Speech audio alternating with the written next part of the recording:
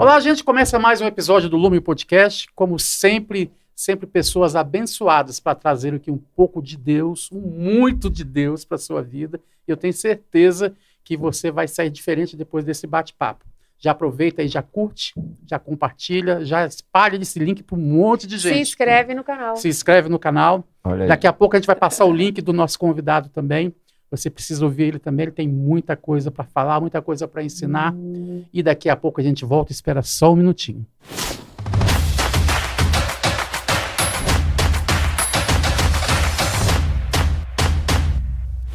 Oi, que bom que a gente está entrando aí na sua casa e está podendo conversar com você. Hoje a gente tem um convidado que é um evangelista, é o primeiro evangelista que a gente traz. Que a gente ouve aqui. Já trouxemos um monte de mestre, já trouxemos pastor, já trouxemos profeta.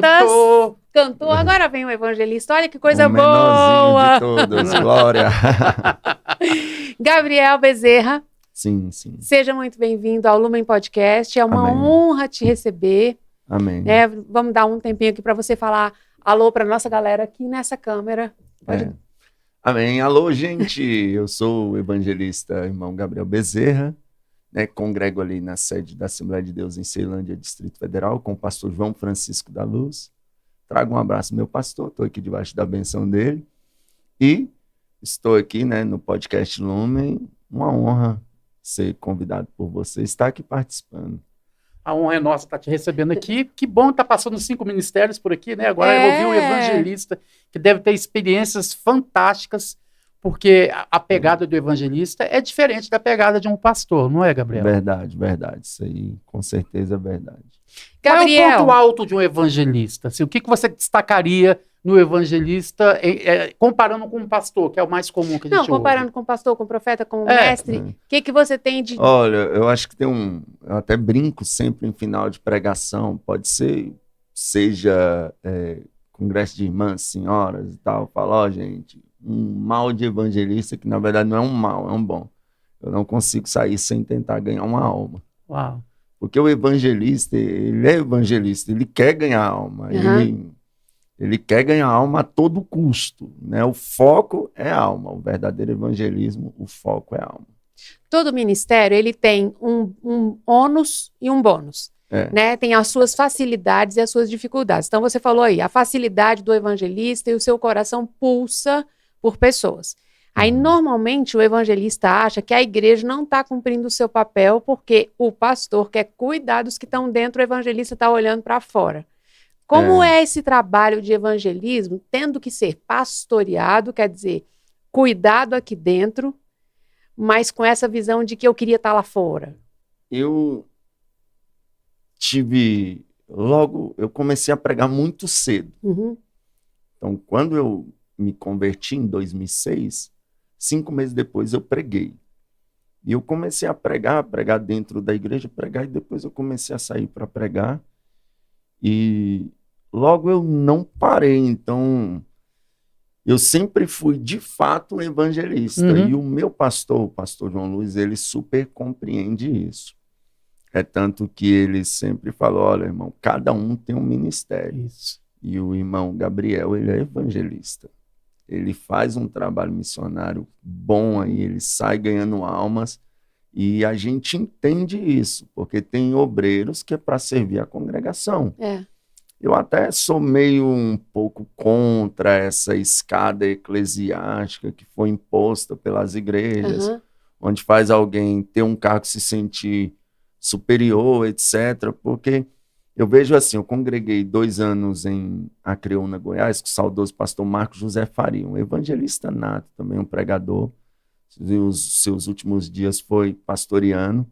E ele dizia uma coisa, tem diácono que se você consagrar ele a presbítero, você estraga ele. E é verdade, então cada um tem uma função. Nós criamos, eu acredito, de forma muito errônea, esse negócio de uma escada eclesiástica, onde as pessoas acham que elas têm que galgar degraus até chegar.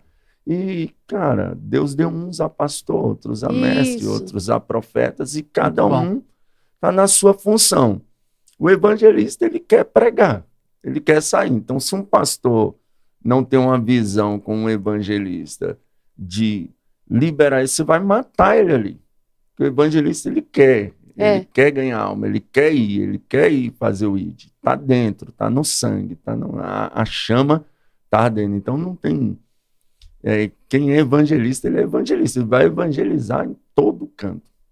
Gabriel, eu vi você na rua. No meio da rua você chega e começa a pregar. Mas como é isso? Você chega às vezes assim, parece... Tem uns... No seu Instagram tem umas imagens que parece que você tá só. Você chega no meio da rua e começa a falar?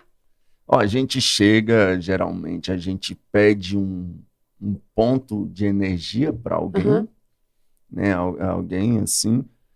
Hoje está um pouco difícil com a entrada desse novo governo em alguns ambientes que a gente ia muito. Por exemplo, lá na rodoviária do Plano Piloto, eles não dão mais um ponto de energia por causa das novas leis aí do governo e tal. Qual nova lei? Tem alguns...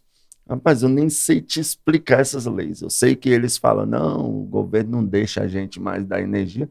Então estão, tipo, dificultando. Entendi. Aí, não era assim, Gabriel? Não era assim. Antes você chegava em qualquer... Chegava ali na pastelaria Viçosa, me dá um ponto de luz aí para mim.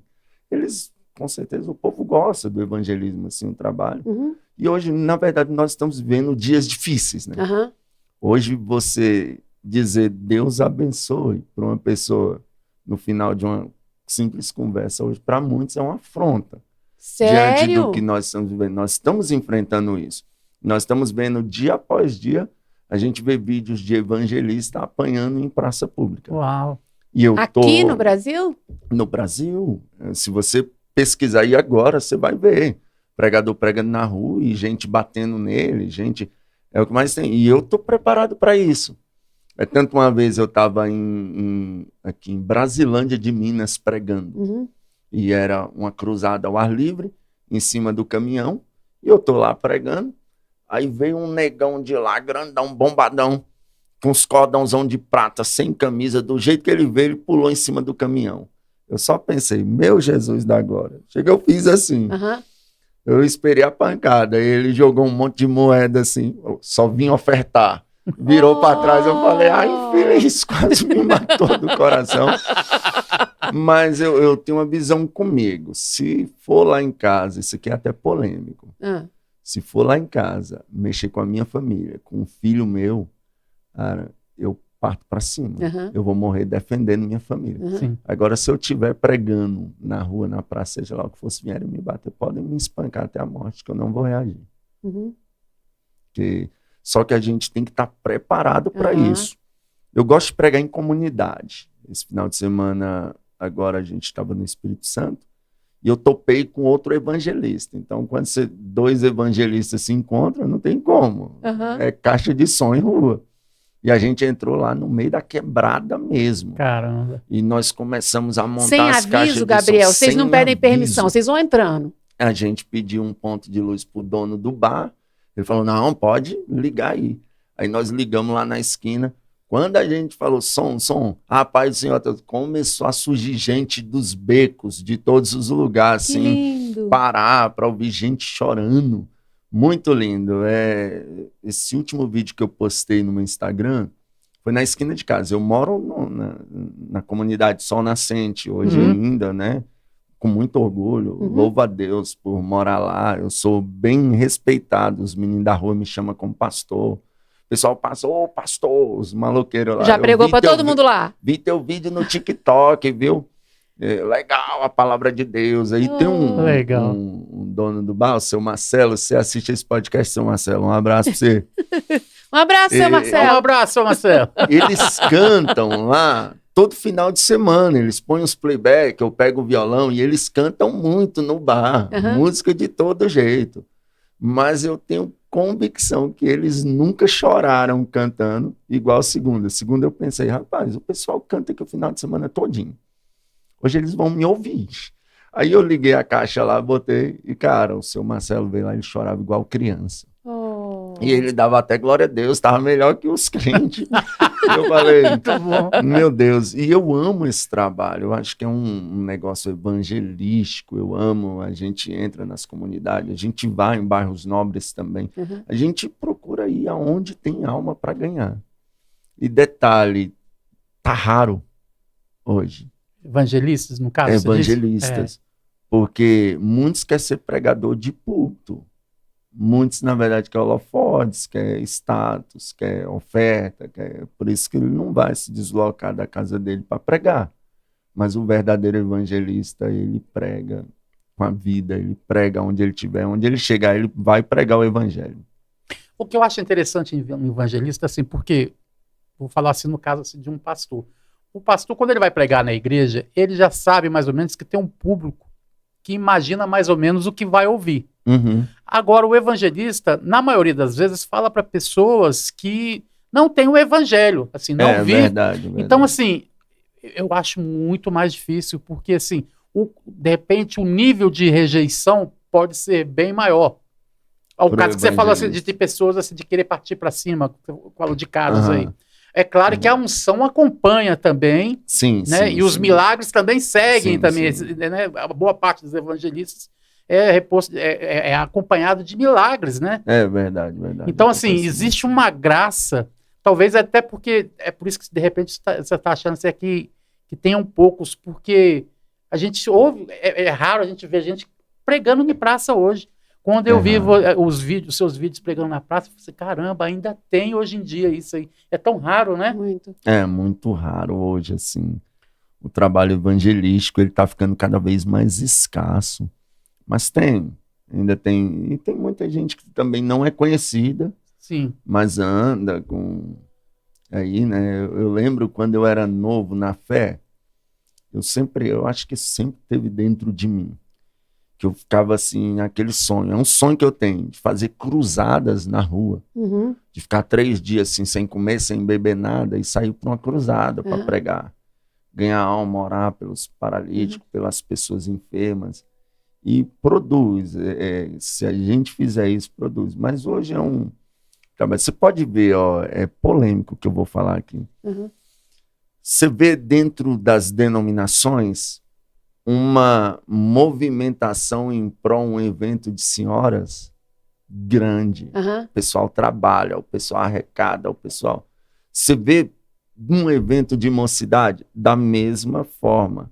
Você vê um evento de criança, vem menos aí com adolescente, sim, mas da mesma forma. Você vê um evento de congresso de varões, da mesma forma. Mas o departamento mais defasado é o de missões.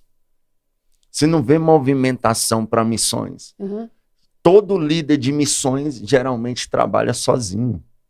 A maioria, eu não estou generalizando. Eu sei que tem igrejas que, de fato, têm um olhar para o missionário. O Dr. Moody, ele já dizia que o cristão, ou ele é um missionário, ou ele é um impostor. Uau. Então, de alguma forma, você tem que ser um missionário, ou indo, ou orando por quem está indo, ou contribuindo com quem está indo. Ajudando a enviar. Mas o departamento de missões, hoje, ele é o mais defasado. É o que mais sofre. Os missionários evangelistas estão ali sozinhos, porque as pessoas não têm essa visão. É o que de fato está com interesse. Não, o congresso é bom? É maravilhoso. O congresso é extraordinário, é bom. Festa. Mas eu costumo dizer, eu já disse isso em muitas pregações. Se a gente, uma vez eu preguei sobre Neemias, quando ele começa a reparar as portas. Isso. Né, ele vai reparar a porta dos peixes. Aí eu falo, né, primeiro tem que reparar a porta dos peixes, ou seja, para os peixes as almas. É a conquista as de almas. Ganhar as almas. Então a gente tem que, depois a gente faz festa. Se a gente tiver com a missão em dias, aí a gente pode fazer festa para, né, ajudar a fortalecer as almas que estão sendo ganhadas. Mas os evangelistas, eles sofrem muito. Os missionários, eles sofrem muito. Muito mesmo. Muito. Gabriel, normalmente quando tem...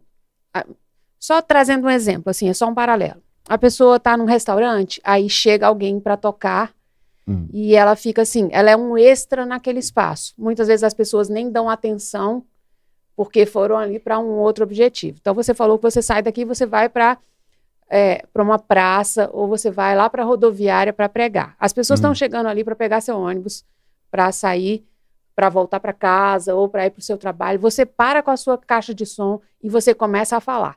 Como é você sentir que alguns estão vindo e estão apenas curiosos, alguns estão querendo ouvir, e grande parte talvez esteja apenas seguindo o seu caminho, não estão nem olhando para você. Como fica o seu coração? Como é a sensação de viver isso?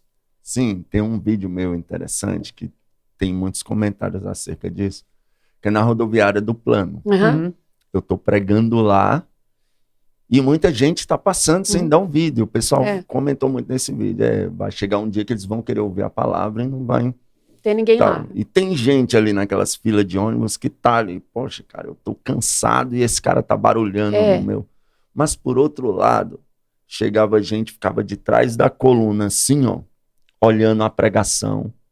Outros vinham, se aproximavam, outros ficavam de longe, outros ficavam em cima assim, ouvindo a mensagem todinha.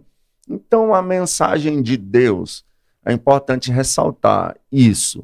A mensagem que eu prego em um ambiente público para pessoas ou em uma igreja, a mensagem que nós pregamos, ela vai servir de salvação para muitos ouvintes e de juízo para muitos ouvintes. Muito bom. Então, tem aquele texto, como ouvirão se não há quem pregue? Isso. Mas você já voltou para casa algum dia assim, muito decepcionado? Com trabalhos na rua, não. Não. Não. Com trabalhos em igreja, sim. Por quê? Porque igreja é mais... O que acontece? Ali está um povo que se diz servos de Deus, que amam a palavra de Deus, e você chega numa igreja para pregar, eles te passam 10h40 da noite, né? E falou, irmão, infelizmente avançou a hora. Será que esse povo queria mesmo ouvir a palavra de Deus? Aí você orou, você estudou, você jejuou, você buscou para ir ali entregar uma palavra. Às vezes você pega um avião aí, em tempo de sofrer um acidente, morrer, perder sua família. Você fica distante da família. Você anda não sei quanto tempo de ônibus, de carro, né, para chegar lá para pregar um evangelho e as pessoas se desfazer daquilo que você foi ali com tanto zelo levar. Hoje, não por questão de ignorância ou arrogância, mas eu até falei comigo mesmo, que se eu chegar em qualquer igreja hoje para ministrar, e eles vierem com essa conversa de, irmão, infelizmente o horário avançou, irmão, tem 15 minutos aí, eu não vou pregar. Você nunca fez isso, ou já fez alguma vez? Nunca fiz isso, mas uma vez me deram 20 minutos, e só que dessa vez não foi por horário. Sim. Eu, muito novo, eu prego desde os 19 anos de idade. E por ser novo, acredito que o pastor pensa, não vai sair nada desse menino aí. Aí ele basicamente pregou na minha frente e me passou 20 minutos. Ele falou, irmão, tem até 9 horas, eram 8h40. Aí eu comecei a pregar e a glória desceu na igreja. Uau. Aí foi uma graça de Deus tão grande, assim, uma mensagem muito boa. Aí quando eu olhei, tinha ido meu tempo, eu falei, obrigado, pastor, pela oportunidade de devolver. Ele, não, prega. Eu falei, não, meu pastor me ensinou a respeitar o horário que me dão. Aí ele, não, prega. Eu falei, eu posso pregar mesmo, pastor? Ele, sim. Aí eu falei, não, então tá bom, eu vou pregar. Aí eu fui, preguei a mensagem ali e foi uma bênção. Aí depois o pastor até falou, nossa, igreja, me perdoem. Não dá para dar 20 minutos para um homem desse pregar. Então, às vezes, a gente fica triste com essas situações, porque pelo descaso que estão fazendo com a palavra. Né? Como que se você chama um pregador, o mínimo que você deve dar para ele é tempo para ele pregar. Isso. Assim, é claro que se eu chegar lá e for encher linguiça, pregar heresia, aí, né, puxa meu paletó, toma o microfone, manda o sonoplasta abaixar meu microfone. Aí 20 minutos Gabriel, já é muito, né? Mas, Gabriel, se te convidou, a gente pressupõe que te conhece. Como é que convida uma pessoa que não... Porque como é que você vai convidar um pregador para pregar heresia? Você vai convidar quem você não conhece para pregar? É verdade. Um exemplo, eu conheço centenas de pregadores. Pouquíssimos eu indico. Porque alguém que eu estou fazendo uma indicação está levando o meu nome. Claro. É verdade. Se eu indico um pregador para vir pregar na igreja de vocês, e ele apronta alguma coisa aí, você vai me ligar? Ô, Gabriel, como é que você manda um pilantra aqui? Como é que você manda um herege aqui? Como é que você manda um cara para revelar nome, CPF, identidade, essas coisas que não tem nexo aqui com os caras do truque aqui? Então vai ficar para a igreja. Então, realmente, isso que ela falou tem nexo. Até meu pastor tem essa visão, né? Uhum. Se for lá reclamar de mim, o meu pastor ele vai falar, vocês convidam ele, você quer, vocês sabem como ele é.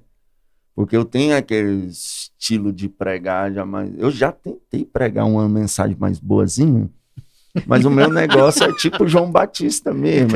Pois é, mas é João Batista dentro da igreja, porque fora da igreja é mais amor, assim, mais vem a Jesus. Como que é, Gabriel?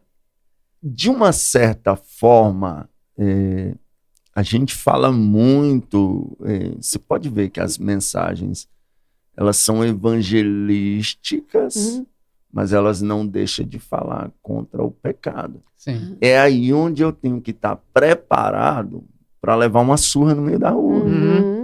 Para ser perseguido, para alguém vir jogar um balde de água, para alguém vir e fazer alguma coisa. Por quê? Porque as pessoas que amam o pecado, elas odeiam Deus. E se sentem ofendidas. E elas se sentem ofendidas, elas vão tentar de todo jeito, assim, te oprimir. Mas o Brasil ainda é um país muito receptivo ao evangelho. Sim. Que Deus preserve isso. Apesar desses casos isolados aí de pregador apanhando e tal, mas ainda o Brasil é muito receptivo ao evangelho. Ainda tem aquele... Eu acho que o povo ainda acha muito bonito um pregador tendo essa atitude de pegar uma caixinha de som e pregando na rua. Pode perguntar, Rei. Não, por exemplo, você é evangelista e como é que você se descobriu como evangelista? Porque, por exemplo, você está pregando na igreja e você sente, é claro que o pregador consegue sentir quando a igreja está sugando, quando a pessoa está absorvendo aquilo que você está falando, quando a pessoa está sendo alimentado. O pregador sabe quando está chegando pão nas pessoas. No evangelismo também, mas como é que você se descobriu? Porque no evangelismo você corre o risco de apanhar, na igreja você corre o risco de ser aplaudido.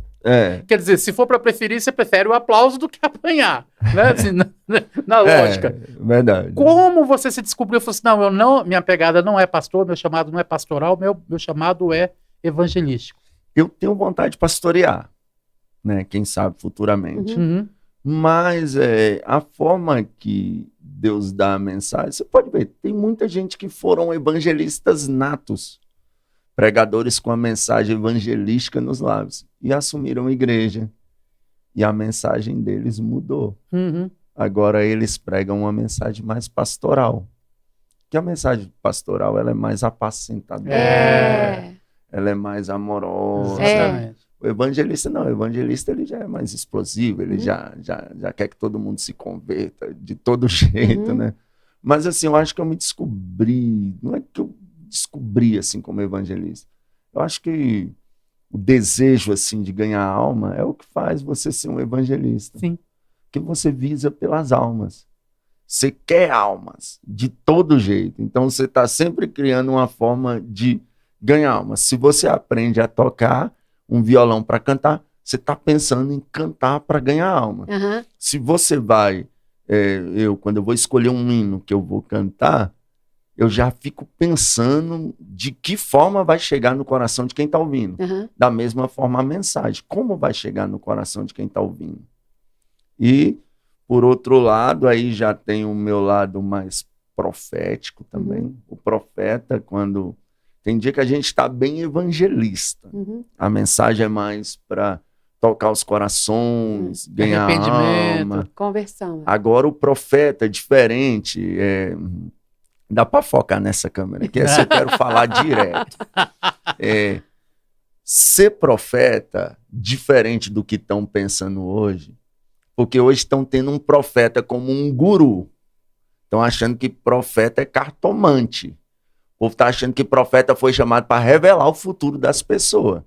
E o ofício profético nunca foi isso, embora Deus use profeta em profecias que cumprirão futuramente, mas o ofício profético nunca foi esse.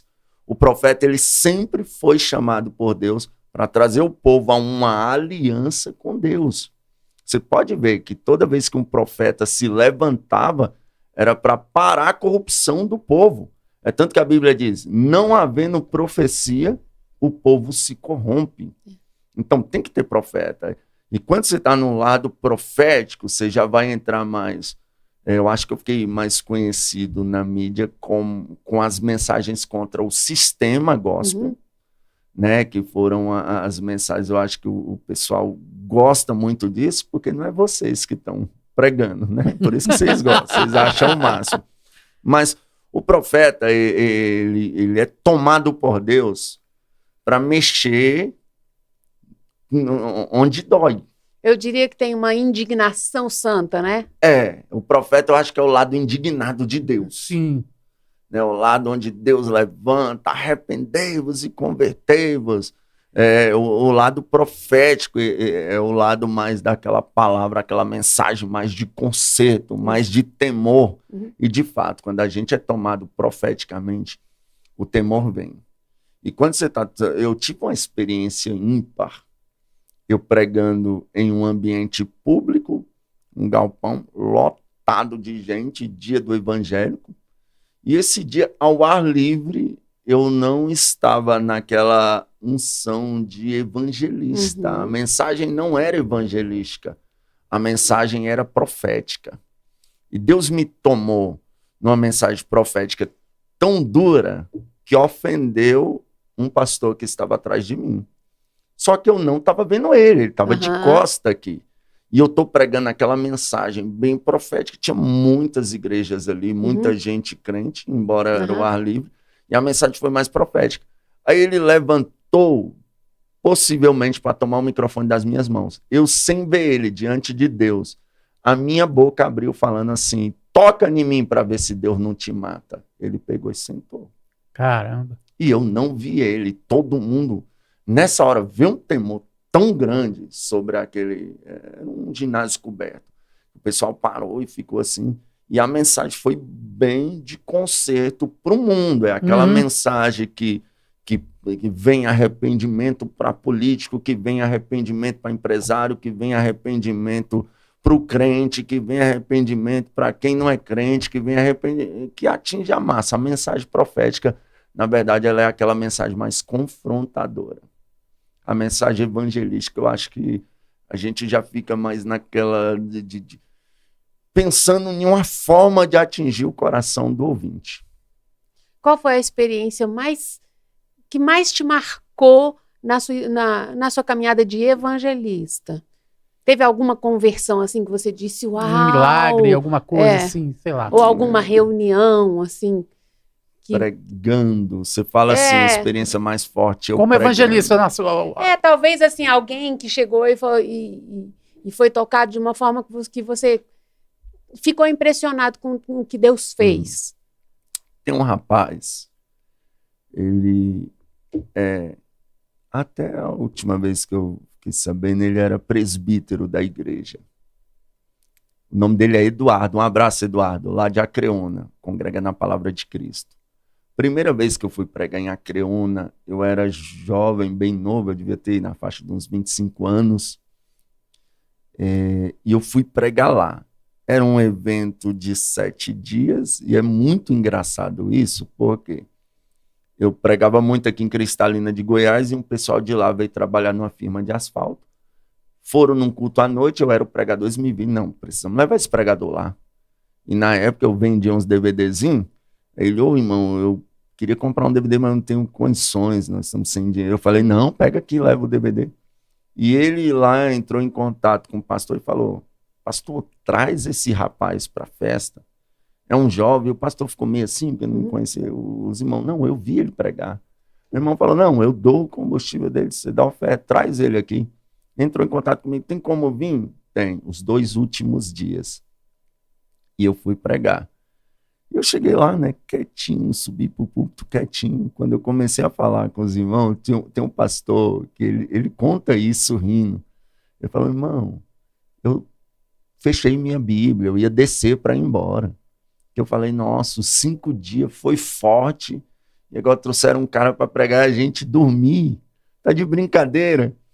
E tal. Mas, com os 15 minutos que eu estava ministrando, mas desceu uma glória na igreja. Eu nunca vi isso na minha vida. O chão, ele ficou todo molhado, eu não sei de onde veio aquela água. Não foi água que vazou de cana, alguma coisa.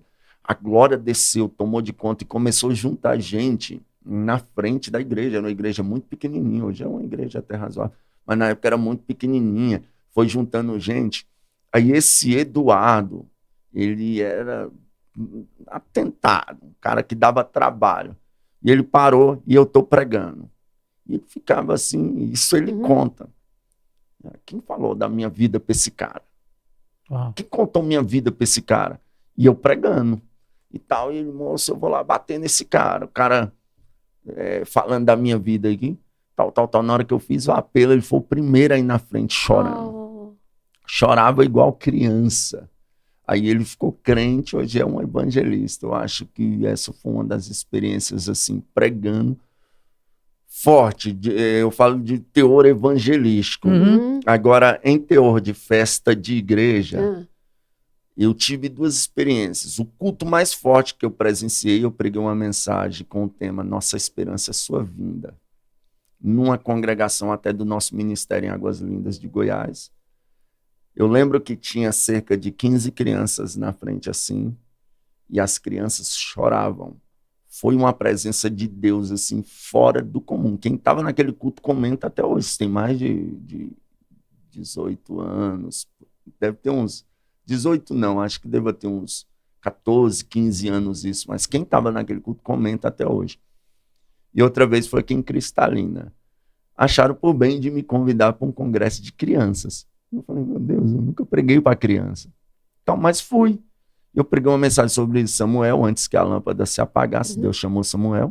Eu fui falando ali de lâmpada, simbolizando com o Espírito Santo e tal. Quando eu pensei que não, tinha cerca de 21 crianças batizadas com o Espírito Santo e falando em línguas e algumas profetizando. Uau. E é aqui onde eu tenho um choque com qualquer cessacionista. Não dá para... Você pode falar o que você quiser para mim, isso não vai mudar a minha mentalidade. Eu vi Jesus batizar sem eu tocar, sem eu falar, sem eu incentivar. Eu vi Jesus batizar aquelas crianças. E elas profetizaram. E uma criancinha falava assim, tio, e aquele homem de branco grandão lá atrás, quem é ele? Uau! E eu olhava, não via nada mais, aquela graça, aquela glória. Então, a minha filha mesmo, minha filha com 5 anos de idade, eu cheguei um dia no quarto, ela estava de joelho, chorando, falando em mistério. Falei para ela, minha filha, você está imitando ninguém. Eu falei, como é que você começou a falar em mistério? Ela, pai, eu estava orando. O glória, eu estava orando e eu senti algo tão bom, tão bom, tão bom. Quando eu pensei que não, eu comecei a falar em mistério. E aí vem um cara dizer que língua estranha é coisa que a gente inventa. Não tem como.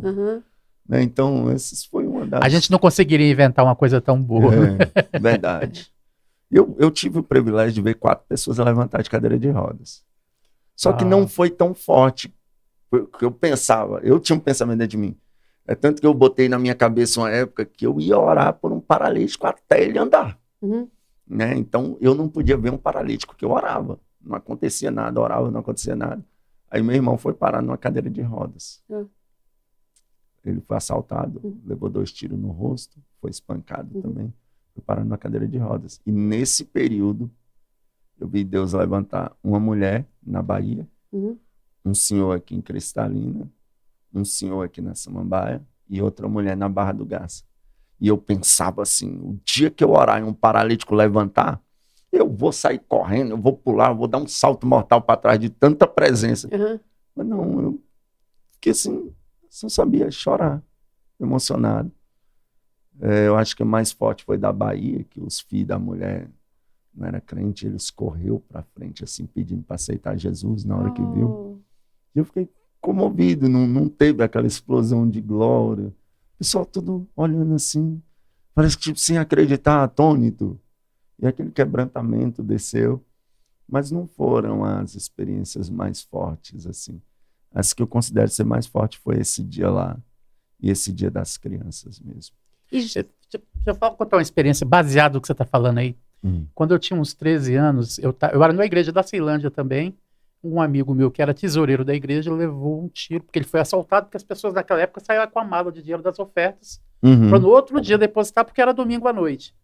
E nesse caminho para casa ele foi assaltado e levou um tiro na espinha e ficou paralítico.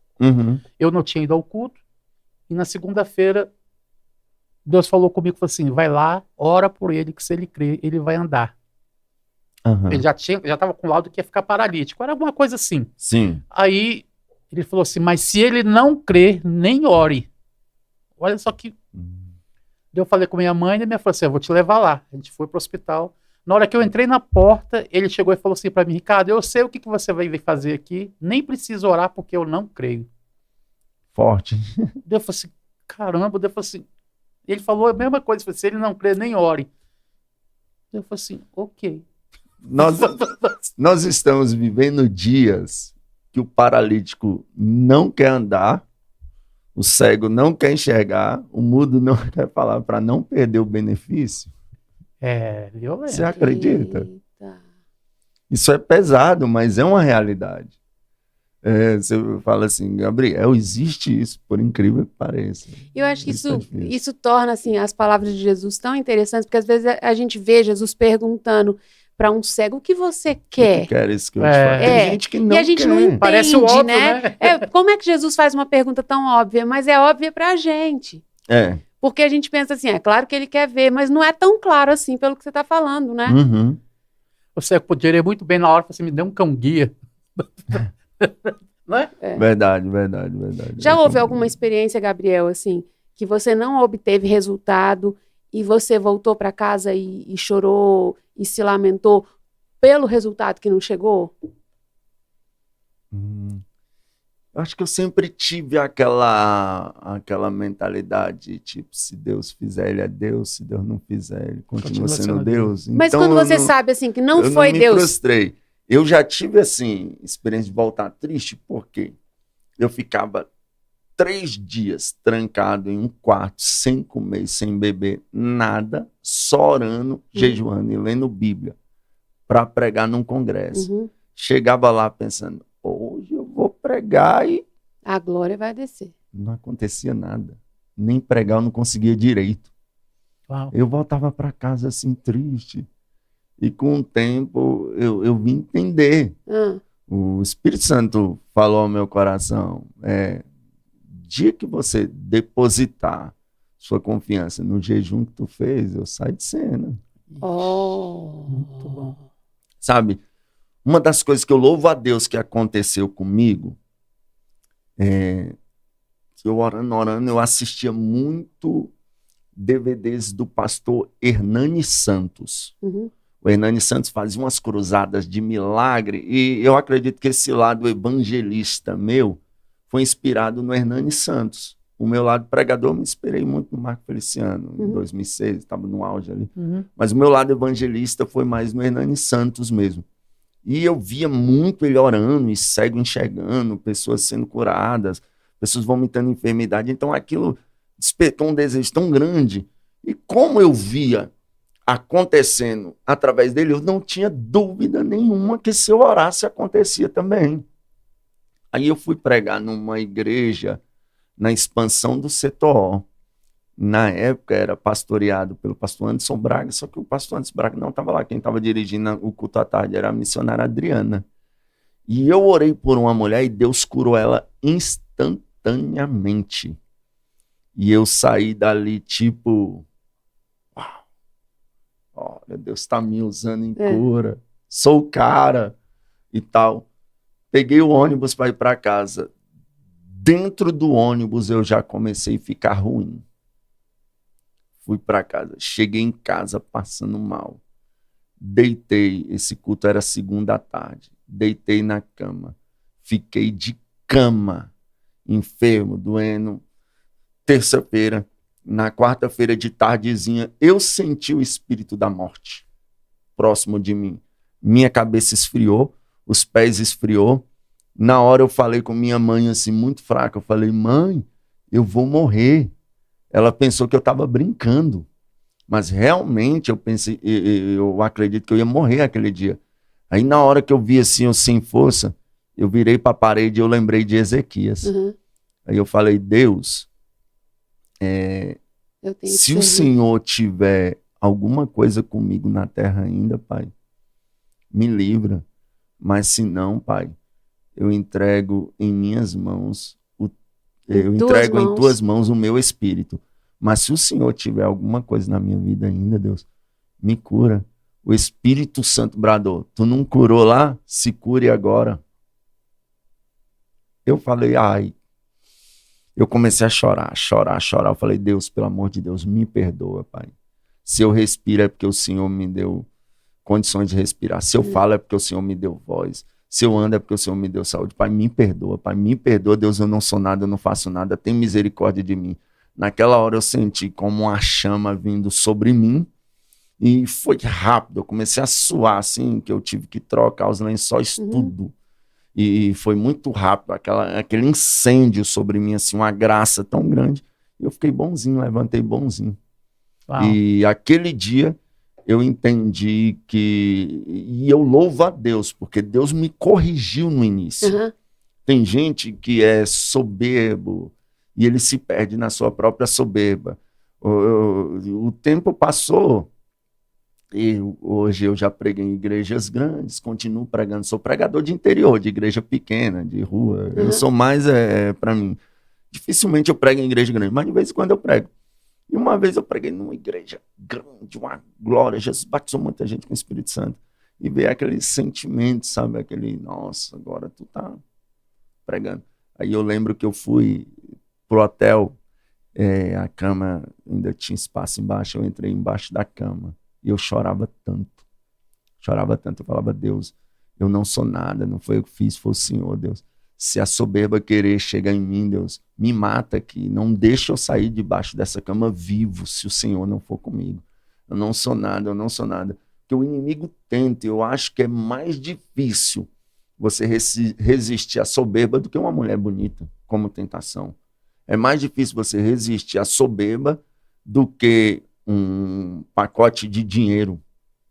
É muito difícil lidar com a soberba.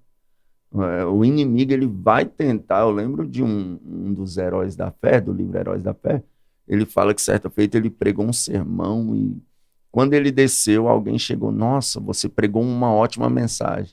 Ele olhou e disse, não precisava você me falar, Satanás já me disse isso antes de eu descer do púlpito.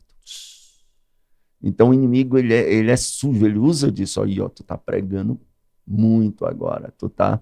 É por isso que vem os espinhos na carne, pra gente não se exaltar pela excelência das revelações, né?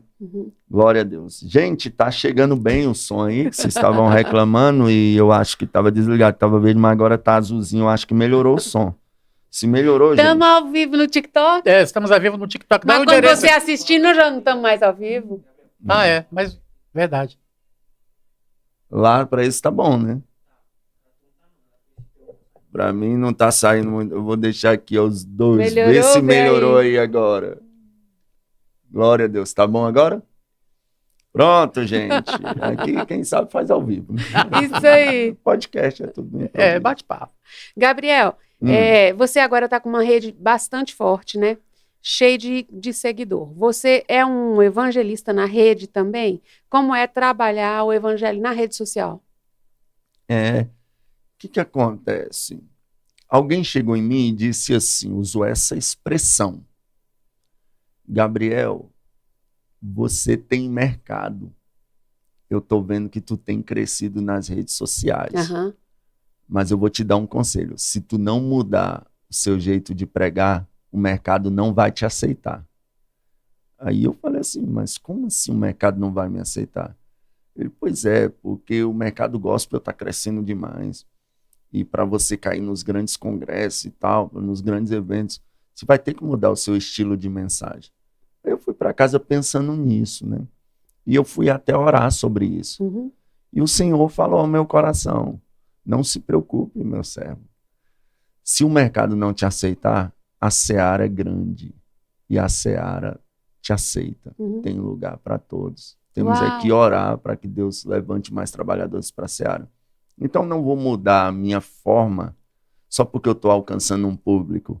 Até porque aquele público que está ali são pessoas que vieram através da minha forma de pregar. É igual, cara, eu acho muito hipócrita da parte de um pregador que ele fecha com a gravadora ou com a produtora e a produtora não deixa ele pregar numa igreja pequena. Aí, quando você vai fechar com ele, tem lá o contratozinho. Quantos membros tem lá? Uau. E se tiver poucos membros, ele não vai. E se for numa igreja pequena, eles não vão postar. Como alguém já disse, Gabriel, para de postar foto em igreja pequena, você vai se queimar. Eu falei, tá repreendido, eu iria me queimar se eu estivesse pecando, se eu estivesse adulterando, se eu estivesse fazendo alguma coisa errada. Eu falei, por que você acha muito hipócrita da parte de muitos pregadores? Porque, cara, o cara só tá ali por causa das igrejas pequenas que apoiaram ele. Aí agora que o cara tá conhecido, ele não vai mais atender convite em igreja pequena? Ele não vai mais dar atenção para os irmãos pequenos, se ele só chegou onde chegou por ali. Então eu não vou mudar, ainda que isso me faça perder seguidores, porque tem um público que te apoia até um certo ponto. Aí daqui a pouco eles se tornam liberais e eles já não acham mais interessante aquilo que você mantém. Se você pegar uma pregação minha, que eu acho que gravada em DVD, eu vou ter aí pregações de 10 anos atrás, 12 anos atrás. Se você ver e fazer um comparativo da minha mensagem de 12 anos atrás para a minha mensagem hoje, é a mesma coisa. Claro que com um pouco mais de maturidade, com um pouco mais de filtro, com um pouco mais de conhecimento. Tem coisas que eu falei que eu não falaria jamais. Porque amadureceu. Inspirado naquela época que se uma mulher aparasse a ponta do cabelo era disciplinada. Que nada podia, não podia ter TV. Tem igrejas que até hoje não pode ter TV, mas pode ter o celular, não dá para entender. Né? O celular hoje é 1000 vezes pior que a TV, o acesso.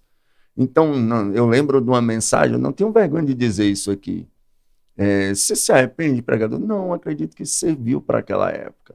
Mas hoje eu me retrato disso. Eu falei em uma pregação, você que passa a baba do diabo aqui nos olhos, se referindo à maquiagem. Hoje eu não falaria isso, hoje eu peço até perdão por isso. Foi uma coisa que eu fui infeliz numa pregação, mas inspirado em pregadores que naquela época, né, até hoje o pastor Gilvan Rodrigues mesmo, eu lembro que ele tinha uma mensagem que ele falava, ele vai pregar numa igreja pequena e ele desce a lenha nas irmãzinhas. Aqui não pode cabelo, aqui não pode, as irmãzinhas cheias do temor de Deus. Ele fala, chega no templo sede, tá lá a boca de tomate rachada, tá lá a saia com lascão até em cima, tá lá as unhas de gavião, tá lá, e ele amarelo, ele não prega. Então a gente se espelhava nesses pregadores, não tinha como. A gente ia pregar e às vezes a gente até exagerava no que ia falar, mas nesse quesito, eu acho que foi uma expressão muito, passar a baba do diabo nos olhos, foi uma expressão muito, que eu me retrato, eu volto atrás. Então hoje, com a maturidade maior, ainda prego contra o excesso de vaidade. Sou preservador dos bons costumes e da sã doutrina da Assembleia de Deus. Né? Prego sobre os usos e costumes da nossa denominação. Respeito igrejas que têm outros costumes diferentes do nosso, mas existe coisas que realmente foi exagero da nossa parte. Uau.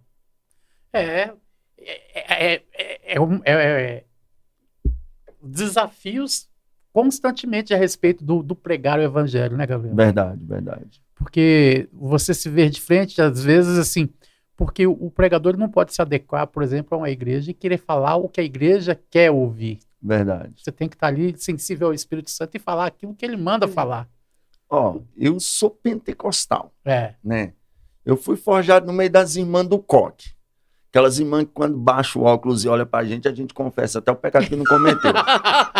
Aliás, até evita olhar no olho, né? Até evita olhar. Quando elas vêm marchando do seu rumo, você procura até o banheiro. Né? Então, as irmãs que com o hino da harpa, com elas resolve a parada. Então, eu fui forjado no meio delas. Então, eu aprendi assim. Então, sempre fui. O pregador pentecostal brasileiro, ele ele costuma ser bem explosivo, né? Eu acho que o Hernanes Dias Lopes, ele na Umadeb, quando ele começou, que o povo começava pulando lá, eu fiquei pensando assim, meu Deus, como é que ele está se sentindo? Porque ele é presbiteriano, mas não teve como, a mensagem estava tão boa que eu estava vendo na hora ele pular. Então o ambiente... Então eu realmente eu sou mais explosivo assim, sempre fui. E eu fui pregar em Lusiânia. O irmão que me convidou falou para mim, Gabriel, o negócio é o seguinte, o nosso pastor aqui é muito rígido e ele não gosta nem que grite, nem que pule. Aí entra aquilo que você falou. Por que me chamaram? Aí tá, mas assim, a gente aprende, isso aqui é questão de ética, respeitar a casa você dos conseguiu? outros. A gente... Pulando por dentro, mas quietinho por fora. Tipo assim, eu tenho o meu podcast lá, aqui eu tô no seu podcast. Eu não vou chegar aqui, pegar aquela câmera e botar aqui, né? Como eu não vou aceitar você chegar lá e mudar uma câmera minha de lugar? Sim. Casa dos outros é respeitada. Mas eu fiquei, Deus, o que vai ser de mim? Como é que eu vou? Cheguei lá, aí... Quando eu tô muito nervoso, e eu sempre tô nervoso, 19 anos que prego, eu sempre fico nervoso. O dia que eu não ficar, eu paro de pregar. Sou totalmente dependente do Espírito. Mas com a ocasião, né, ali, você não pode pular, você não pode gritar. Eu falei, ou seja, você não pode ser você. Eu, Gabriel Bezerra. Aí eu fui cantar um hino. No hino, eu quebrei os 2 pedidos do irmão. Aí você eu falei, pulou agora e gritou no hino. Cantei, eu vou subir, não vou ficar aqui. Foi uma graça. Eu falei, quer saber do negócio? Eu não tô nem aí. Vou nem olhar para os pastores atrás. E comecei. Daqui a pouco, Jesus batiza uma menina com o Espírito Santo. Aí começou a pegar numa irmã daqui de lá e foi pegando, e as irmãs levantou tudo marchando. E eu falei, meu Deus, o pastor vai me matar. Quando eu olho para trás, o irmão que falou para mim que não podia pular, não podia gritar, estava rolando no chão. O pastor, rígido, chorava igual menino. A menina que foi batizada, filha do pastor. Uau! Aí tal, a gente foi lá. Deus é divertido. Irmão Vilmondes, esse irmão lá de Lusiânia, se ele ver esse aí, ele vai lembrar e testemunhar disso. Muita gente foi testemunha. Aí o pessoal chegou em mim e falou, nossa, Gabriel, tinha 10 anos que não acontecia nenhuma manifestação espiritual aqui. Quando mudou de pastor, a nossa igreja antes era fervorosa, mas quando mudou de pastor, esse pastor não aceita nada. Eu falei, pois é, né? Deus decidiu fazer e fez. Nós estamos lá, eu fui dormir na casa do irmão lá, a gente conversando, o pessoal chega, pastor. Eu era diácono na época. Aí eu falei, o que foi? Ele, não, o pastor tá te chamando lá. A filha dele não consegue parar de falar em mistério. Eu falei, opa, essa eu quero ver. Aí a gente foi, como lá nessa região de Lusiânia, era uma região mais assim... Eram uns lotes assim mais distantes, uns lotes grandes, tipo chácara, algum setor mais... Então ficou aquele barulhão e os vizinhos começaram a vir ver o que era aquilo. Quando eu cheguei no quarto, a menina ajoelhada chorando, e a gente sabe que a pessoa que está falando mistério quando é batizada, ela para se ela quiser. Só que é tão bom que você não quer parar. Não quer parar, né? É uma experiência incrível, pelo menos comigo foi, com essa menina com certeza. Aí chegou outra menina lá, mais outra amiga, e o pastor, aí eu falei, meu Deus, e aquela graça, aquela presença, e a gente orando também, glorificando a Deus, cantando ali. E a menina, aí eu olhei para outra amiga dela, falei, tu é batizada com o Espírito Santo?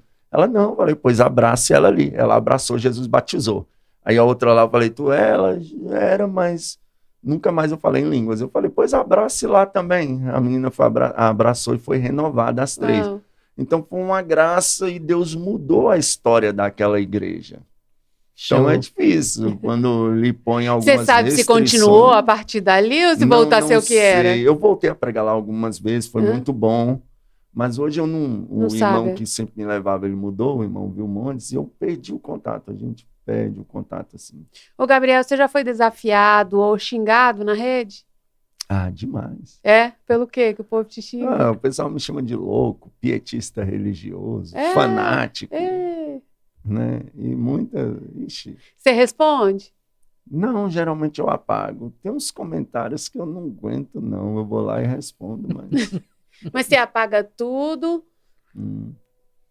Não apago tudo. Na verdade, Assim, eu evito pois é, mas aí quando você apaga a pessoa, porque a pessoa foi lá na sua rede, aí falou uma coisa, né, te ofendeu, aí você apaga, aí a pessoa fica com raiva, porque viu que você apagou, porque, na verdade, às vezes ela colocou aquela ofensa já esperando que todo mundo fosse se manifestar. Comentar alguma coisa Ele assim. quer, de certa forma, ele quer aparecer. Quer chamar atenção. Aí você vai e tira ele de lá. Graças a Deus, assim, a gente filtra muito, que a gente vai postar também, né? É claro. Não dá pra postar tudo. Não dá pra postar tudo. Tem coisa, você viu o meu vídeo do Sonoplasta? Não. Virou meme? Não. Que eu tava no Piauí, Ah. e o sonoplasta lá é muito meu amigo, Marquinhos. Eu falei, nossa, Marquinhos, se todo sonoplasta fosse igual você, nossa, esse som é ótimo para pregar. Em falar em sonoplasta, deixa eu mandar um recado pro sonoplasta. Aí eu falei, ô sonoplasta, tu que quando o pregador pede para aumentar, tu finge que tá aumentando? Eu vi, Deus viu a tua mentirinha. Você já viu esse? Deus vai te pegar no dia do juízo. Aí, tal. Aí eu peguei, achei aquilo engraçado e fiz um pequeno corte e postei no Instagram. Foi o meu vídeo, assim, absurdo. Em 1 hora tinha 1 milhão de visualizações. Você não viu, gato? Pastor Ele é o Eliseu sonoplasta. Pastor Eliseu Rodrigues compartilhou, o André Valadão, acho que uma turma compartilhou. Então esse vídeo foi muito, e virou meme. Aí eu falei, meu Deus, eu tenho que ter cuidado com o que eu posto. A gente tem que ter cuidado com o que a gente fala. Né? A internet, ela eterniza as coisas. E não é só isso. A partir do momento que você jogou, você já não tem mais domínio sobre aquilo. Tem que ter maturidade. E os meus conteúdos, geralmente, os meus seguidores me defendem muito. Que bom. Eu não preciso, às vezes, nem entrar. Os meus próprios seguidores entram, assim, com uma defesa terrível, que eu fico assim, olhando e falo, meu Deus. Nessa questão, a gente viu muita gente inventar testemunho. E eu tenho o meu testemunho de convenção, que é muito forte, é muito conhecido nas redes sociais, e às vezes vem alguém lá e comenta, mais um inventando testemunho. Aí, automaticamente, começa a entrar gente lá e falar, minha mãe mora lá na rua até hoje, eu lembro desse menino lá, eu conheci esse menino na época, assim, realmente foi. Então, as pessoas automaticamente defendem, mas não é fácil. Eu digo, você que almeja aí, a internet tem sido uma bênção para muita gente. Muita gente mudou de vida por causa da internet. Né? Eu vi uma expressão do governo, do atual governo, falar, as pessoas vão ter que sair da internet e procurar trabalho. Eu não entendi essa fala do governo. Por quê? Porque muita gente trabalhando com internet...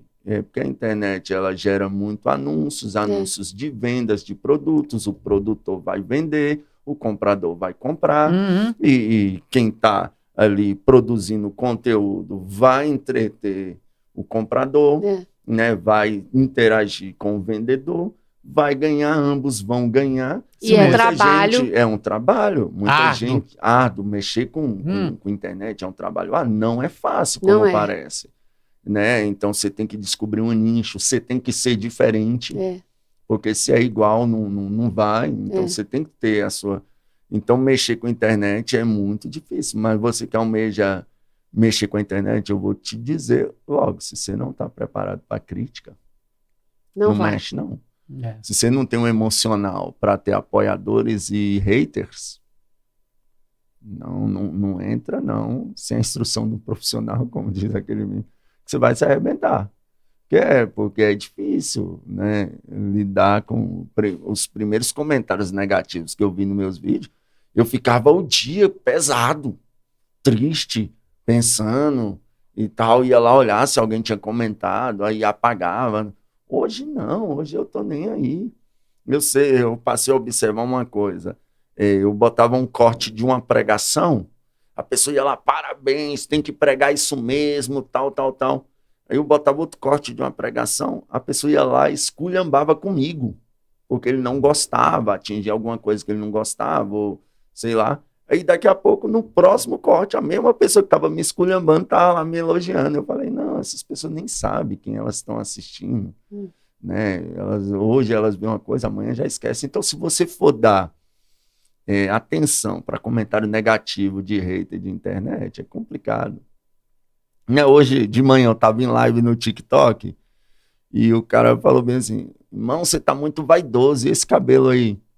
Eu olhei assim, eu falei, como assim, irmão? É o meu cabelo de sempre, eu sempre fui assim, né? Eu não pinto o cabelo, eu só pintio o meu cabelo. Eu falei, vaidoso por quê? Porque eu tô arrumando meus dentes, que eu sofri com dente a vida toda, meus dentes eram tudo torto, então não entendi. Aí os irmãos tudo começou a comentar, não, isso é pessoa mal amada, isso é pessoa mal... E gente, tem gente que ele é do contra, então ele vai para a internet procurar alguma coisa só para contradizer, então não compensa ser, né? Qual é a parte mais difícil de estar na internet? É tempo, porque quem acha que é passeio no parque não é. Isso demora para fazer, isso dá trabalho. Qual é a parte que você menos gosta? Eu quis muito viralizar. Hoje o que eu mais quero é sair da internet, é tirar a minha cara da internet. Por quê? Porque... Você é uma mensagem, a sua cara é uma mensagem. Só que tem um problema. As pessoas que estão te seguindo, te assistindo, elas querem que você viva uma vida que elas não vivem. Uau. Você tem que viver para os outros agora. Todo lugar que eu vou na rua, o pessoal me para, Gabriel Bezerra. Gabriel, eu vejo seus vídeos. Irmão, eu vejo seus vídeos, eu te acompanho. Então você se torna uma figura pública, você perde a privacidade. Todo lugar que eu entro num shopping, esse dia eu estava num shopping, pessoal parando assim, eu fiquei constrangido. Nossa, Sério, esse cara é Gabriel? famoso na internet. Irmão, e começou a juntar pessoas pedindo para tirar foto. E você fica assim... Então, agora você tem que pensar 2 vezes. Se eu vou em Caldas Novas, apesar que isso é uma coisa que eu sempre fiz, eu acho que não mudou em nada. Mas eu tomo banho de blusa e de calça. Né? Eu faço um esporte, os radicais agora vai me xingar tudinho aí agora. Né? Os mais extremistas. Eu faço saltos ornamentais. Uau. Eu faço curso de saltos ornamentais. E eu pulo de ponte. Eu já dei um salto mortal da ponte JK, que é a ponte mais alta de Brasília. Se você procurar mexer no Instagram, você vai ver lá. Eu estou dando um salto mortal da ponte JK. Eu gosto. Lá tem profundidade para isso? Tem. É muito fundo. Tem lugar ali que dá 20 metros. Uau.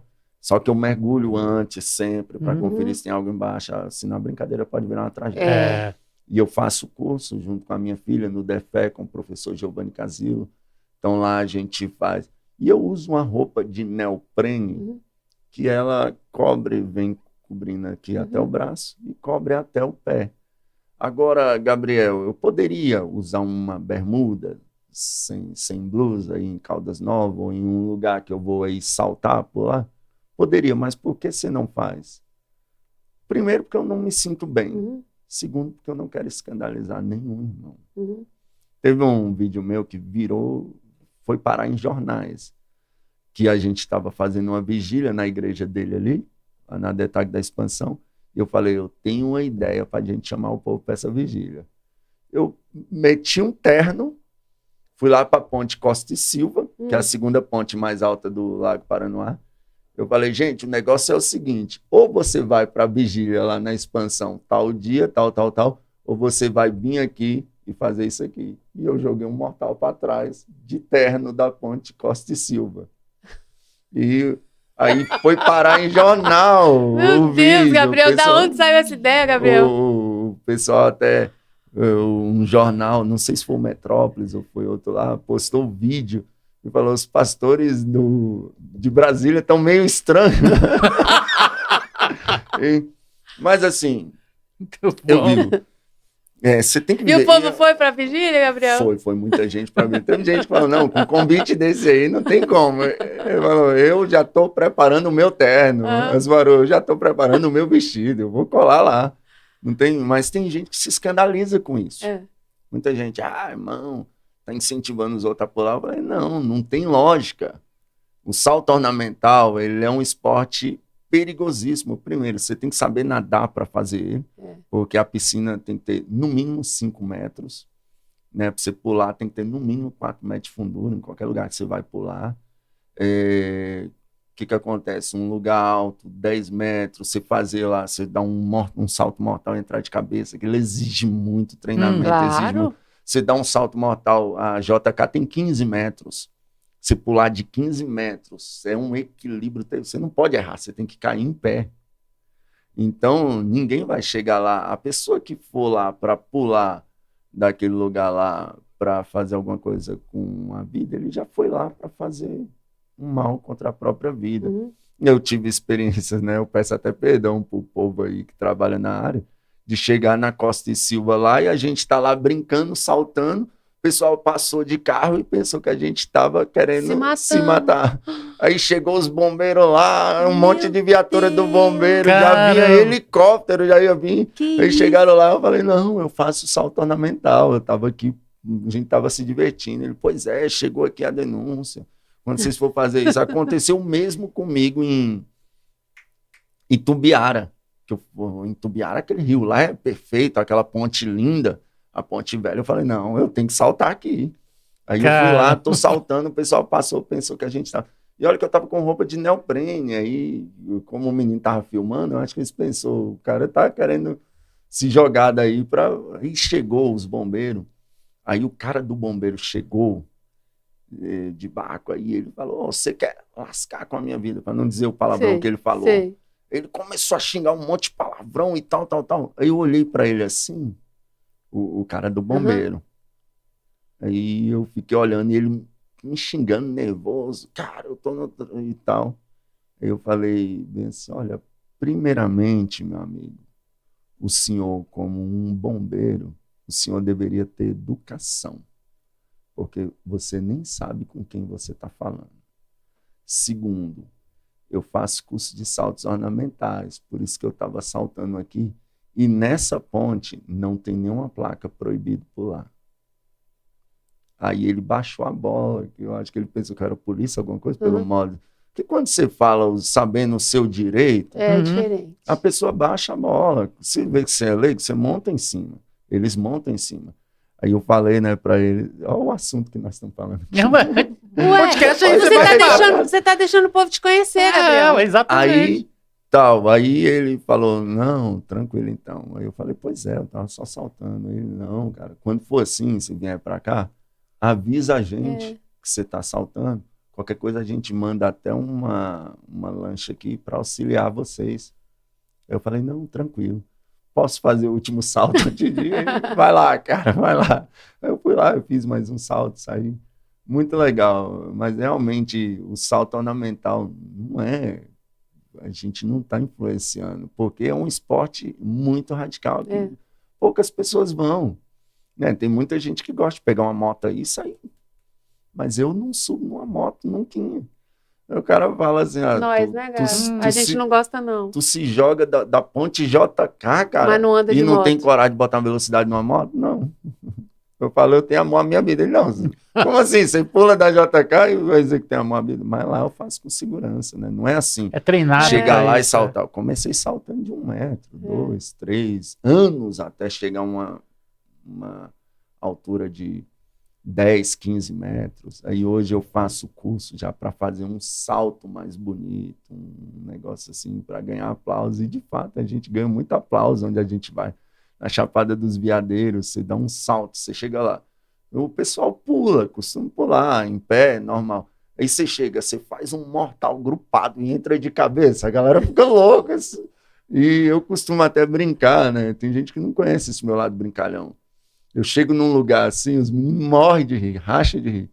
Aí eu vejo alguém pulando do baixinho, assim, aí eu vou lá e falo, você tá doido? Como é que você tem coragem de pular aqui?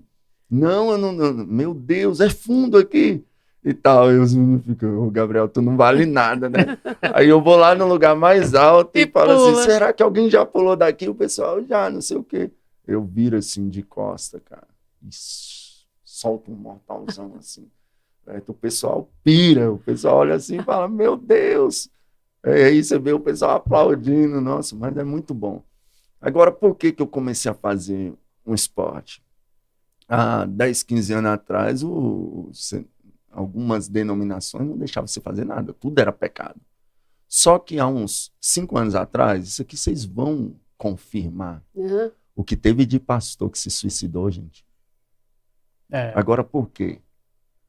Obra, conta para pagar, igreja, obra de Deus, é um desgaste emocional terrível.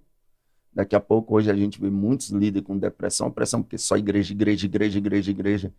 E eu sempre digo, cara, você pode não fazer um esporte salto ornamental como eu, mas vai pescar. Pega a tua família e vai para um lugar, porque o inimigo não tá de brincadeira. É uma guerra, a gente está numa guerra. Então, a obra de Deus, ela é um desgaste emocional muito grande. Então, se você não procurar uma hora para você descansar a sua mente, vai chegar uma hora que você não vai suportar. Como muitos não suportaram. Homens de Deus, mulheres de Deus. Verdade. Né? Tem que procurar um refrigério para a alma, um descanso para a alma. Pois é, gente. Gabriel, que papo edificante, né? Eu achei legal ele falar sobre isso, porque mostra que é gente como a gente. Verdade. Quando eu falo, lá a gente todo domingo de manhã, 8 horas da manhã, a nossa igreja não tem um culto de manhã, não tem a EBD, só culto à noite. Então, de 8 às 10 a gente joga bola. Depois, como é que você gosta de jogar tanta bola? Você falou assim, olha, eu vou te dizer uma coisa, eu saio de lá leve. Você descansa. A cabeça sai ruim, tranquila. Tem que ter maturidade, né? Porque é ruim quando acontece alguma coisa, um irmão xinga o outro. Lá a gente conseguiu eliminar essas coisas, sabe? A gente brinca mesmo. Por que eu não gosto de jogar bola? Na verdade, eu nunca gostei desde pequeno. Mas, primeiro, porque eu sou maior perna de pau. Sou ruim demais. Então, eu falo, não é pra mim, não. E eu vim jogar bola, acredita, depois dos meus 30 anos. Assim, quando era pequeno, brinquei uma vez ou outra, mas nunca... E eu vim, uma vez tinha um futebol dos pregadores ali, e eu fui lá. Rapaz, mas não deu bom pra mim, não. Eu fui inventar de jogar lá. Primeiro que eu levei umas caneladas boas, e eu fiquei uns 3 dias sem andar. Eu falei, não é pra mim, não. Você quebra o corpo todinho. Mas isso aí, se for feito de forma saudável para alguém, cara, é um descanso para a mente. E a gente não pode. É uma guerra, os boletos não se pagam sozinho. A gente tem que produzir, nós que somos pai de família, a gente tem que dar nossos pulos. Aí tem a obra de Deus, a igreja, tem as tentações para você fugir, para você resistir. Você tem que ser, ainda mais quando você se destaca. Esse é o ponto principal do qual eu hoje, por mais que eu tente, hoje eu queria tirar a minha cara da internet, mas não tem mais jeito, né? Então não tem como. Mas a vontade hoje, por quê, pregador? Porque se antes de alguém me conhecer assim, eu já tinha que ser vigilante, imagine hoje. Eu não tomo água tônica em público, porque aquela latinha é igual de Antártica. Alguém passa, eu vi o pregador tomando Antártica. Então tem coisa, um detalhezinho mínimo que você tem que vigiar. Você tem que vigiar muito, muito, muito mesmo.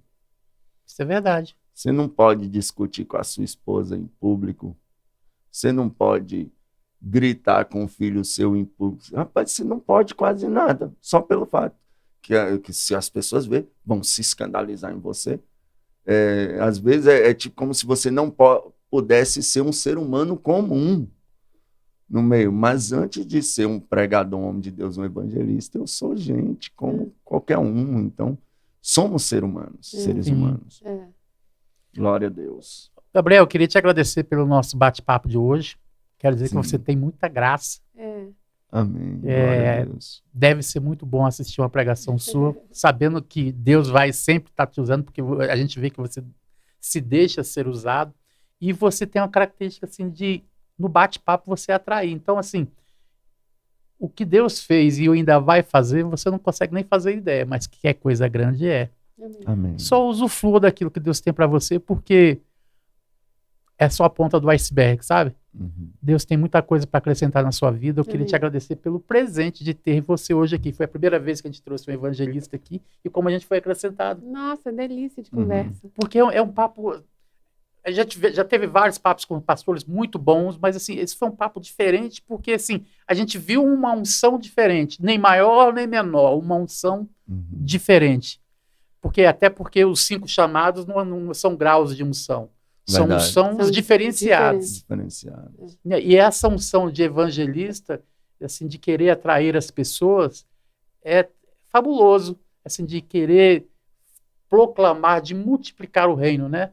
Isso é uma pegada que só o evangelista tem. O pastor já de apacentar, o mestre já de ensinar, o profeta de exortar, enfim, né? Cada um com o seu chamado, e Deus está te usando plenamente no chamado que te colocou. E eu louvo a Deus por ter você hoje aqui com a gente. É um presente, né? Muito bom. Olha, você me perguntou aí sobre experiências ministeriais, experiências como evangelista, pregando e experiências pregando em igreja.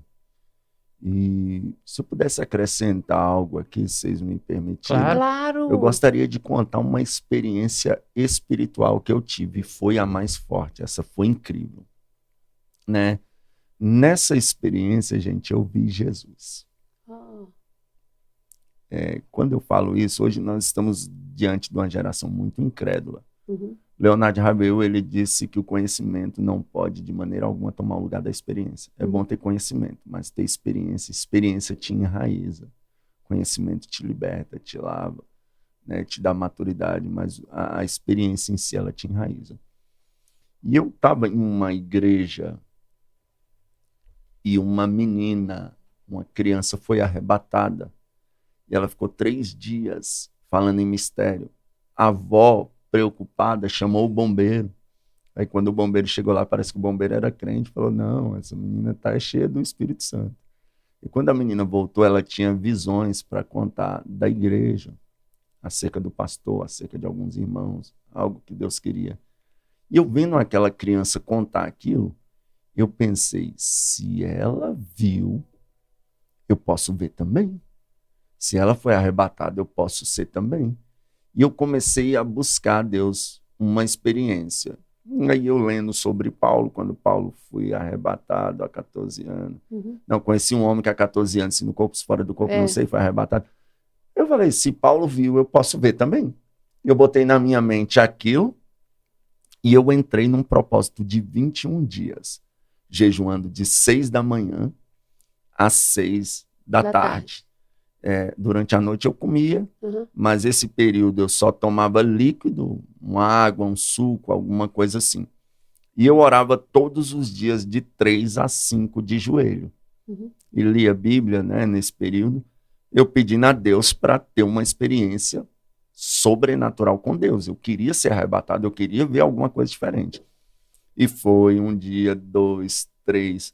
Com 3 dias, eu senti uma podridão tão no meu corpo que eu tomava banho toda hora. Parecia que eu estava podre, que eu estava sujo, imundo. E isso foi o 3º dia, o 4º dia. Aí no 5º dia eu comecei a me sentir mais puro.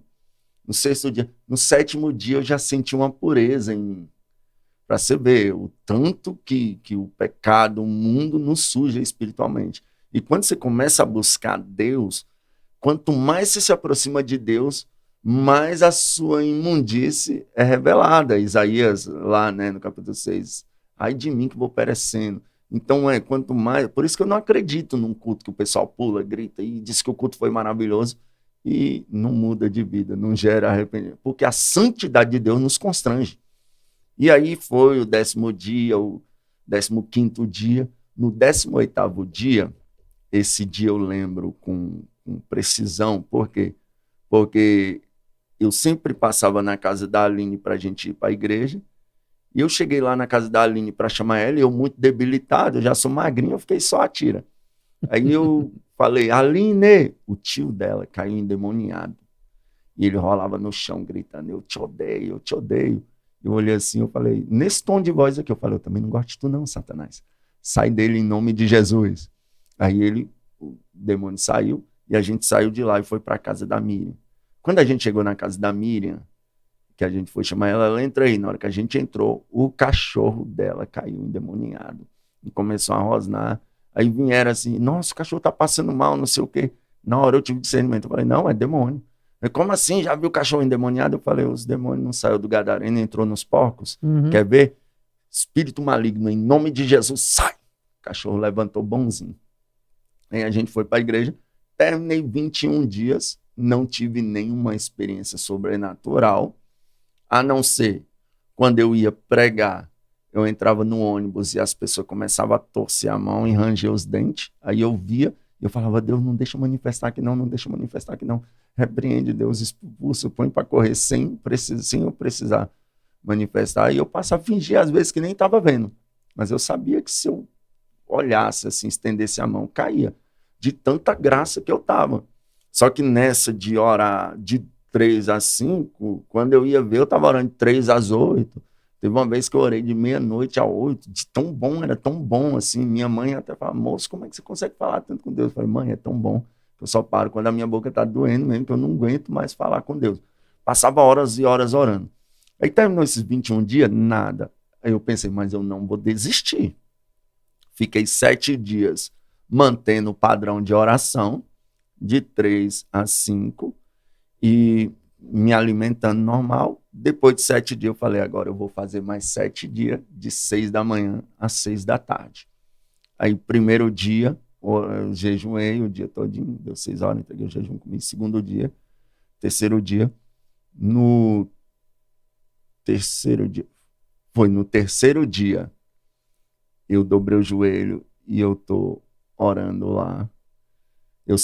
O amigo meu, Bruno, ele falava uma coisa interessante, fala até hoje, ele fala, quando eu vou orar, eu gosto de orar num quarto com a luz apagada, porque qualquer clarão é Deus. Tinha um negócio dele. Aí eu peguei isso pra mim, eu sempre oro, até hoje, é um costume meu. Eu oro de joelho com a cara no chão, com a mão aqui assim.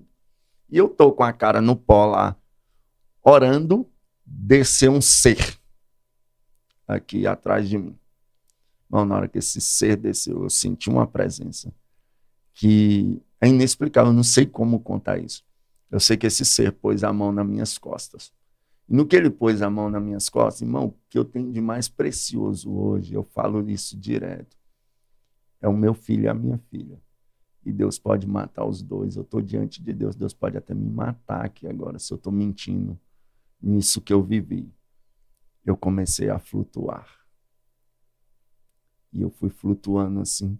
Quando eu estava a cerca de 1 palmo do chão, eu pensei assim, nossa, e se isso acabar de uma vez e eu cair? Eu vou virar de lado, que aí eu não machuco tanto. Eu pensei isso, olha o pensamento. Eu peguei e virei para o lado. Quando eu virei para o lado, eu voltei para o chão. Maior arrependimento da minha vida até hoje. Eu não sei o que ia acontecer ali. Né? E aquele ser se retirou e tal. No outro dia, que foi o 4º dia, eu jejuei de 6 da manhã a 6 da tarde. Quando deu 6 horas, eu fui comer. Não tinha nada no meu armário para comer. Eu falei, mãe, tem comida não? Ela, meu filho, tem não. Que tinha aí, os meninos comeram. Aí bateu aquela tristeza.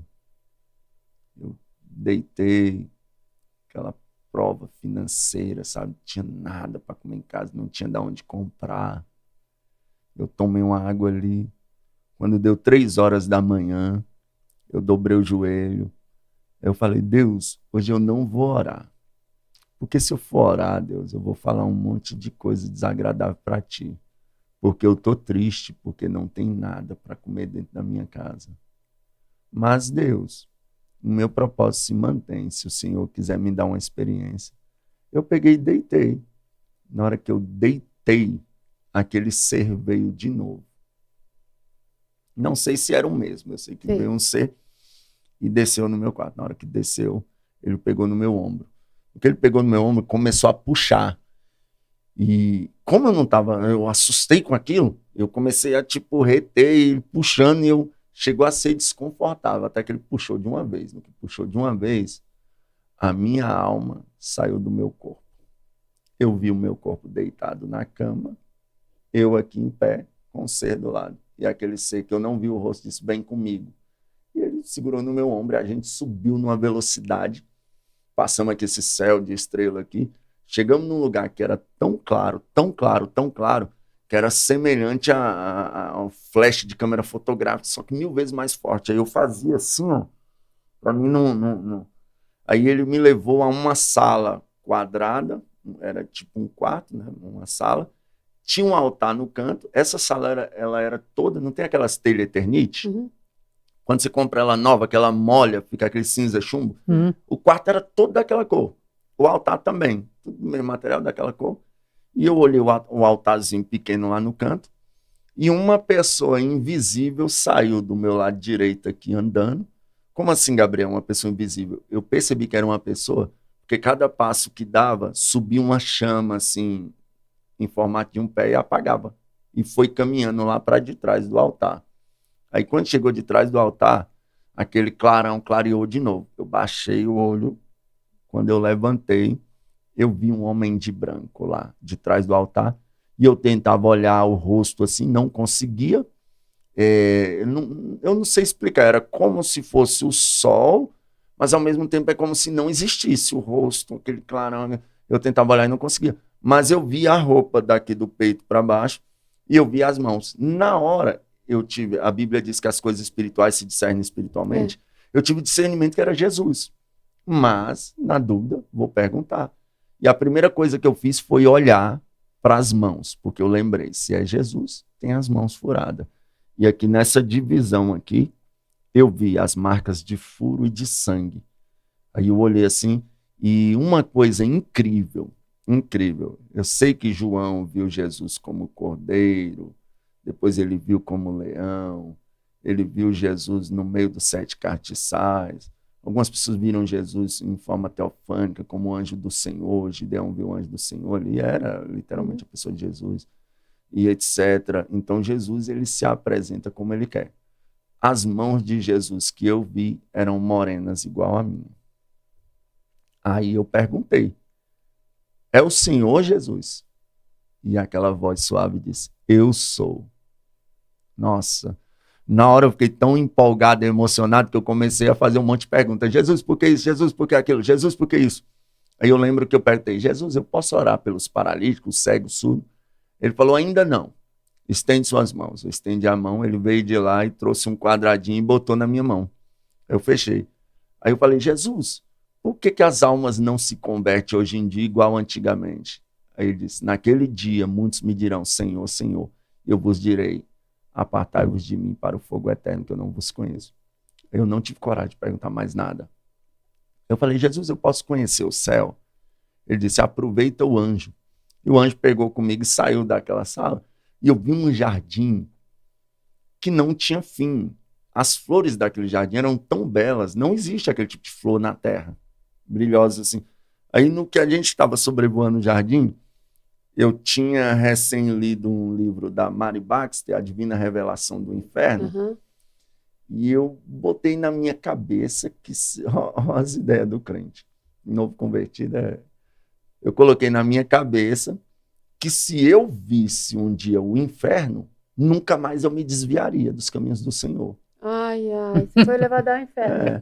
Era bem melhor eu ter uma experiência com Deus, que eu também não...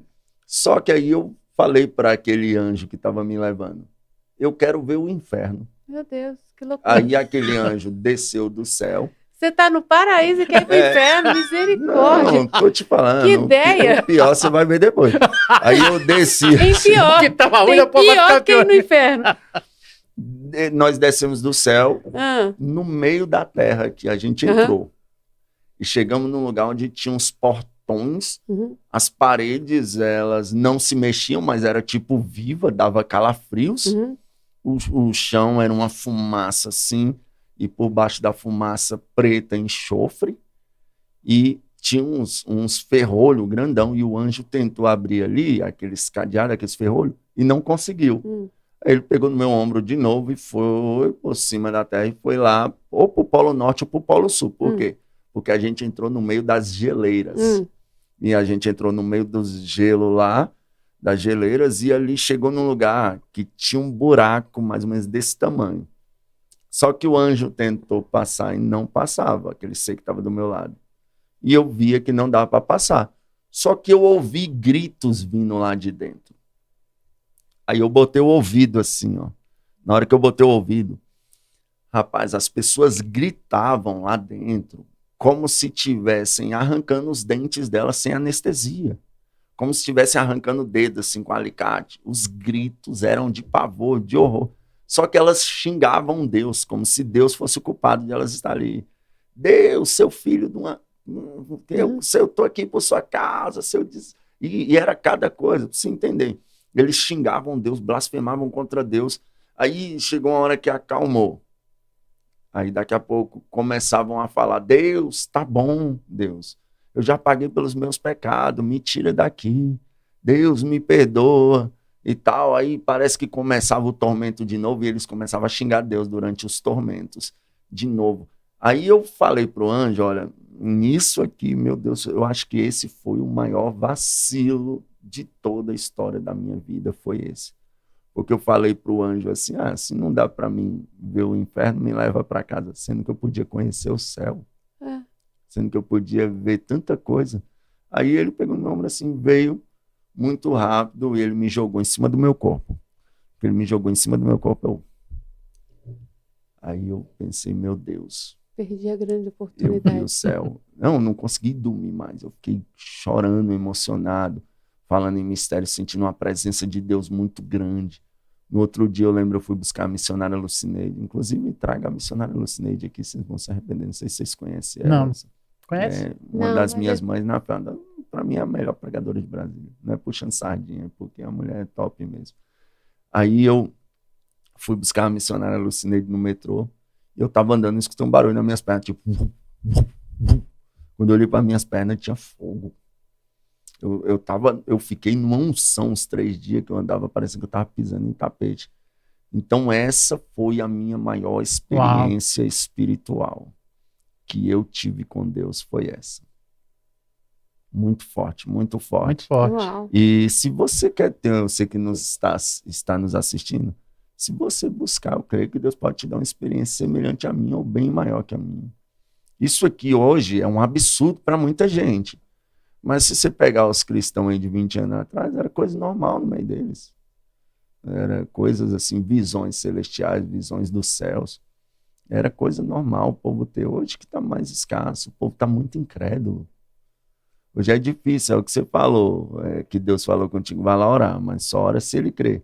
As pessoas hoje não estão crendo. Engraçado isso, né? Engraçado como ele já sabia que eu ia lá. Se você veio para orar, nem precisa orar, eu não creio. Opa. Seja feito conforme a sua vontade, né? Fazer conforme a sua fé. Conforme a sua fé. É verdade. Gabriel, show. Mais uma vez, muito obrigado pelo privilégio de estar aqui com a gente, né? Amém. Deixa suas redes sociais aqui, fala aqui pro nosso gente, o meu canal no YouTube, né, parceiro deles aí, é Gabriel Bezerra. Se você for lá, Gabriel Bezerra, você vai me encontrar. Você vê um moreno lindo, alto, com nome de anjo, como dizia Roberto Carlos, esse cara sou eu. E aos seguidores aí, os inscritos do meu canal no YouTube, que eu acredito que eu deva ter uns 200 e... A última vez que eu vi estava 215 mil, se não me falha a memória.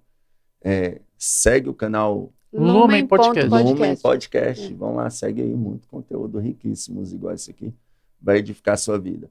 O meu Instagram é Gabriel_Bezerra Oficial. O meu TikTok, que nós estamos aqui online agora, também é Gabriel Bezerra Oficial. Então você buscou Gabriel Bezerra Oficial, Facebook, nossa página tem 400 e poucos mil seguidores lá no Facebook. É o pessoal do Facebook, você assiste esse vídeo. Segue também o Lumen Podcast. E é bênção, gente. E a gente, quando fala nessa questão de seguidor, eu não tenho vaidade comigo, tá? Até porque o jeito que eu prego, que eu ministro, a forma que eu ministro o evangelho, não é uma forma para atrair seguidores. Não é para lucrar nem lacrar. Eu não prego para lucrar nem lacrar. Eu tento ser mais genuíno ao evangelho possível. E se um dia alguém deixar de me seguir pela verdade que eu prego, não faço questão. Só não abro mão de 2 seguidores. Certamente que a bondade e a misericórdia me seguirão todos os dias da minha vida. E habitarei na casa do Senhor para todo sempre. Mas rede social é uma bênção, porque alcança vidas. Tem vidas aqui assistindo, que têm sido abençoadas. Amém. Né? E que esse podcast alcance milhões de vidas. Amém. E, para não ficar diferente, vocês, nossos seguidores do Lumen, comecem a seguir o Gabriel também. Você vai ser ricamente abençoado. Porque a gente foi abençoado aqui, você, como um presente para os seus amigos, você vai pegar esse link e vai distribuir para um monte de gente que você conhece. Você vai ver a experiência que ele tem com Deus, como ele conversa com Deus, como ele se consagra. Aqui a gente Como é a vida de um evangelista. Como é a vida de um evangelista. E eu tenho certeza que você vai ser muito edificado. O meu Instagram é @rickvilas. @keila.vilasboas. No momento você está no YouTube, né? Mas tem o lume.podcast, que é o Instagram também. Isso. Segue aí, a gente acompanha. O Gabriel também, que é uma bênção, um presente de Deus pra gente aqui. Amém. Vamos fazer aquele corte lá, aquela collab, com certeza. Com certeza. Alguma coisa aí muito boa pra gente. Para você que está nos vendo pela primeira vez, muito prazer. Foi uma honra ter você aqui. Se inscreva no nosso canal.